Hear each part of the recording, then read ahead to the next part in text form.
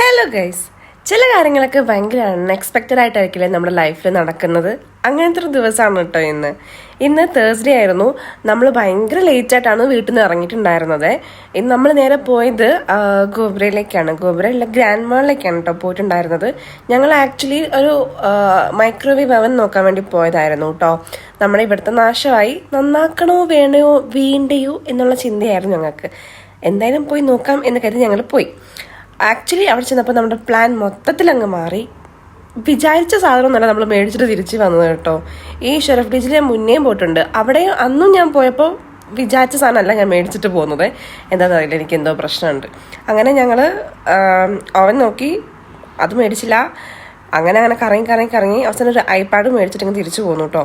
ബില്ലടിക്കാൻ നേരത്താണ് അടുത്ത twist. Certain എമൗണ്ടിൻ്റെ മുകളിലേക്ക് നമ്മൾ കൊടുക്കുമ്പോഴത്തേക്കും നമുക്ക് എന്താ പറയുക, പിന്നടിക്കണം. അതാണെങ്കിലോ എനിക്ക് എൻ്റെ ഏറ്റവും പിന്നെ ഓർമ്മയില്ല. പിന്നെ അവിടെ 2-3 വട്ടം കുത്തിയിരുന്ന് ആലോചിച്ചൊക്കെയാണ് എനിക്ക് പിൻ നമ്പർ അടിച്ചത്. എന്നെപ്പോലെ പിൻ നമ്പേഴ്സ് ഓർമ്മയില്ലാത്ത ആരെങ്കിലൊക്കെ ഉണ്ടോ? എനിക്ക് തോന്നുന്നു ഞാൻ മാത്രമേ ഉണ്ടാവുള്ളൂ എന്ന്. അങ്ങനെ അത് മേടിച്ച് ഞങ്ങൾ നേരെ അവന്യൂസിലേക്കാട്ടോ പോയത്. അവന്യൂസിൽ എൻ്റെ ഫേവറേറ്റ് സ്പോട്ടാണ് കുക്കു. അവിടുത്തെ ഫ്രൈഡ് ചിക്കൻ എനിക്ക് ഭയങ്കര ഇഷ്ടമാണ് കേട്ടോ. കാരണം 2.5 ഒരുപാട് സാധനം കിട്ടും. അത് ബോൺലെസ് ആയിട്ടുള്ള ഐറ്റം എനിക്കത് ഭയങ്കര ഇഷ്ടമാണ്. അന്നേരം അത് ഓർഡർ ചെയ്യാൻ വേണ്ടിയിട്ട് ശ്രീകുട്ടൻ പോയി. പിന്നെ ശ്രീകുട്ടൻ വരാൻ വേണ്ടിയൊരു കാത്തിരിപ്പായിരുന്നു. അങ്ങനെ ശ്രീകുട്ടൻ ഒരു ബക്കറ്റ് ചിക്കനും കൊണ്ട് വന്നു കേട്ടോ. ഈ ഫ്രഞ്ച് ഫ്രൈസ് എനിക്ക് വലിയ താല്പര്യമില്ല.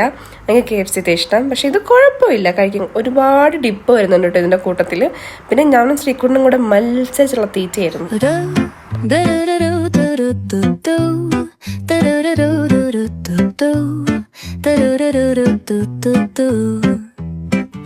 The sun is shining bright like a colorful.